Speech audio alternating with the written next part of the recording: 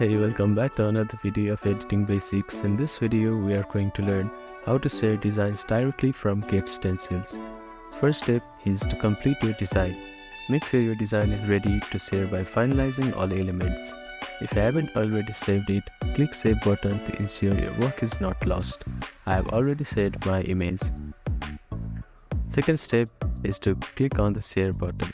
Once your design is complete and saved, look for the Share button, which is located at the bottom right corner of your screen.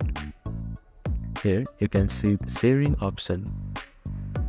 You can also see its desktop preview and mobile preview. For social media platform, you can choose the specific one.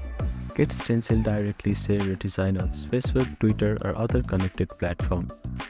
But you need to click on Connect button and log in using your credentials.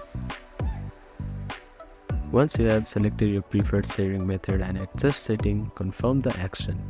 Your design is now shared with others, either through a link, email, or social media. This sharing feature makes it easy to distribute your design quickly and efficiently. Thank you for watching this video. Please do not forget to like, share, and subscribe to our channel, and comment down if you have any queries.